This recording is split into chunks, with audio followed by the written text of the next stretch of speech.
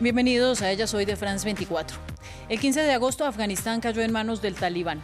Con la salida de las tropas extranjeras, la huida del presidente y la derrota del ejército, los insurgentes declararon un Estado islámico regido por la Sharia en su interpretación más extrema. Y las mujeres son las primeras víctimas.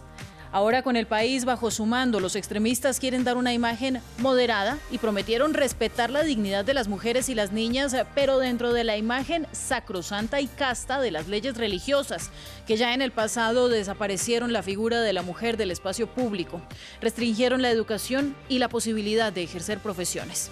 Además de ser una tapadera para los abusos, las violaciones y los matrimonios forzados, en una larga lista de violaciones.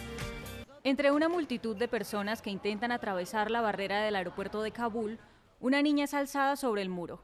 Al otro lado la recibe un soldado estadounidense. La imagen se hizo viral.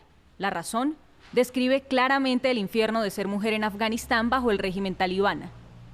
Más de 18.000 personas dejaron el país desde la caída del gobierno el 15 de agosto. Y otros miles, presas del pánico, protagonizaron escenas de caos en el aeropuerto de la capital, tratando de asegurarse un cupo en un avión rumbo al extranjero. Mujeres corriendo con sus hijos intentando escapar. Y en las calles, mientras las tropas estadounidenses completan su retirada, ya se sienten los cambios. Pocas mujeres en el espacio público, los muros con publicidades femeninas vandalizados. La Sharia o ley islámica llevada al extremo esgrime al menos 29 prohibiciones para las mujeres y las niñas. Algunas de ellas son descritas por la Asociación Revolucionaria de las Mujeres de Afganistán. El trabajo, salir de casa sin compañía de un hombre, la educación, mostrar partes del cuerpo son pena de castigos físicos, tener sexo fuera del matrimonio, usar maquillaje, que se escuche su voz, el deporte, ser visibles desde las ventanas.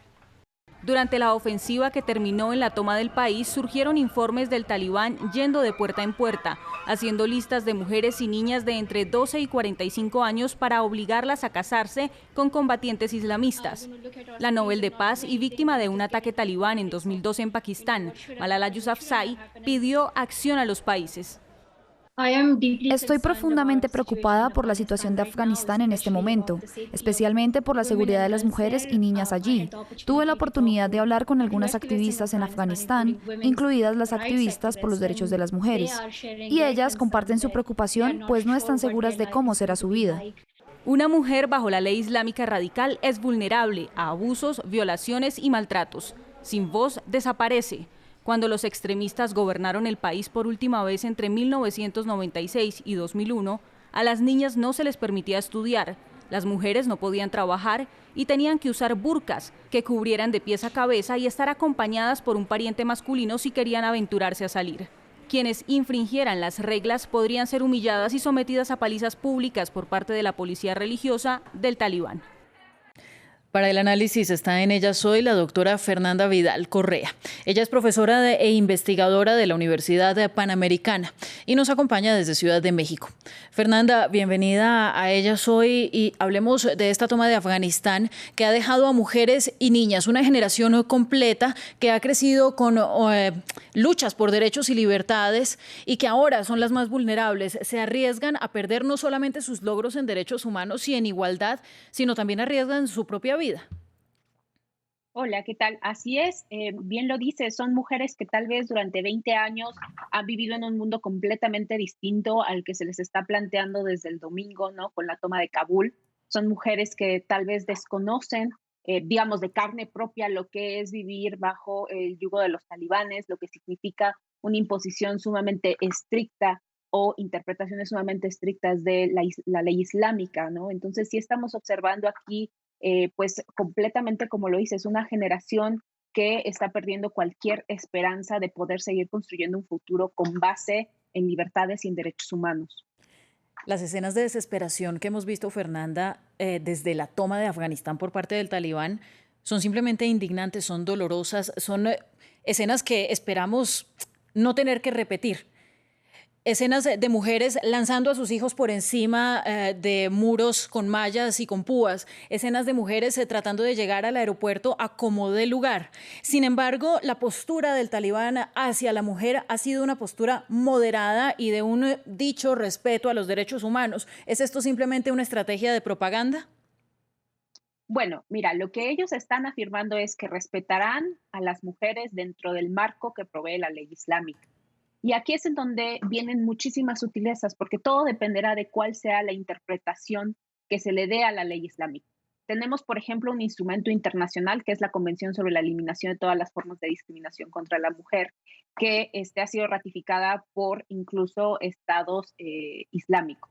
Ahora bien, está ratificada, pero existe una cosa que se llama reservas. Y en ese sentido, muchísimos de los países que justamente tienen dentro de su marco legal la ley islámica han incluido reservas a la aplicación de esta convención, por ejemplo, para que las mujeres no puedan pasarle la nacionalidad a sus hijos, para que los estados no tengan que hacer todo lo que esté en sus manos para generar un marco legal donde las mujeres y los hombres sean iguales.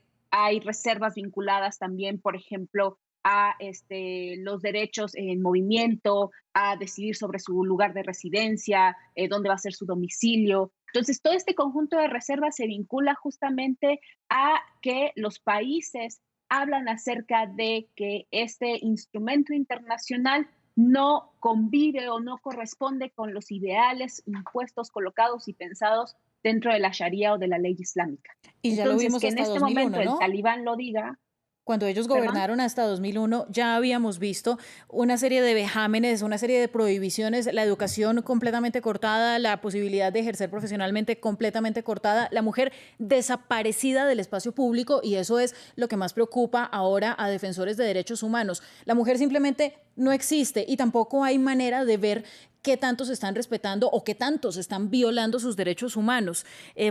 Quisiera preguntarle, Fernanda, por la práctica llamada la bacha basi, que ha sido muy popularizada en redes sociales en las últimas semanas y que significaría en español algo así como jugar con niños, una práctica pederasta que culturalmente se realiza desde hace mucho tiempo y que caracteriza a los talibanes, y una violencia que posiblemente nació animada por esa falta de contacto con la mujer, por esa desaparición del cuerpo femenino y de la convivencia con la mujer. Hablemos de eso.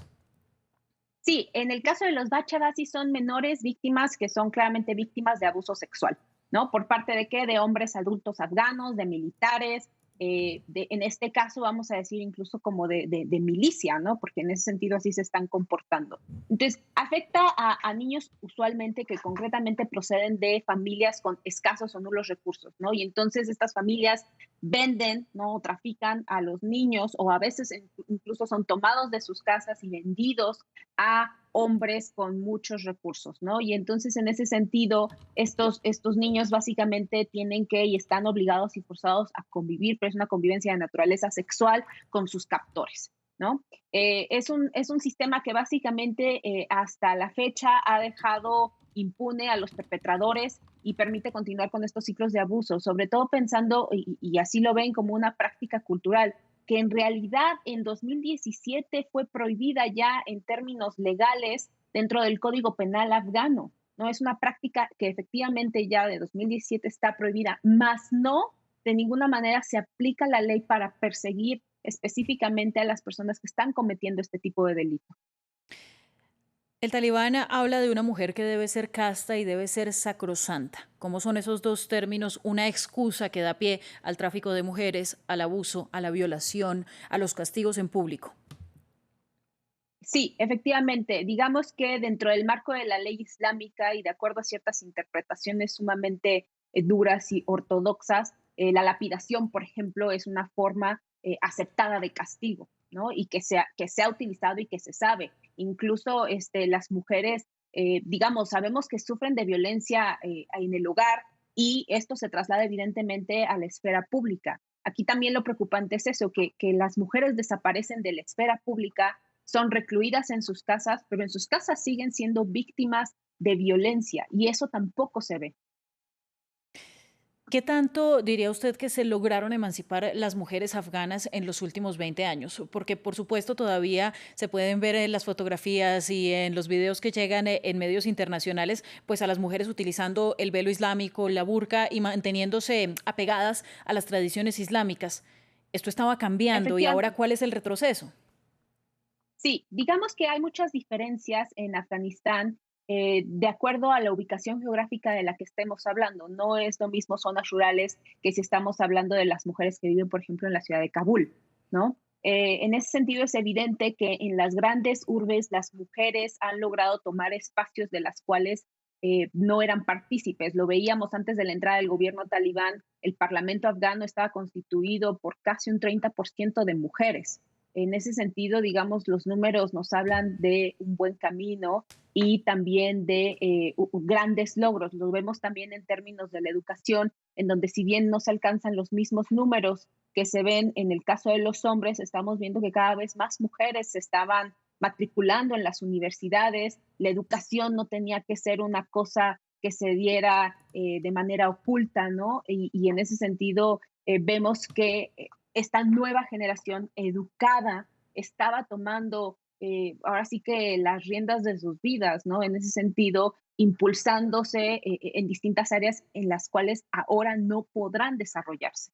Gracias, Fernanda, por estar en Ellas Hoy. Y para el cierre, simplemente les cuento un testimonio de Sarminia Kakar, una activista por los derechos de las mujeres de 26 años en Kabul, quien recordó para uno de nuestros artículos de France 24 cómo en un momento su madre la llevó a comprar un helado y fue azotada por un combatiente talibán por exponer su rostro momentáneamente.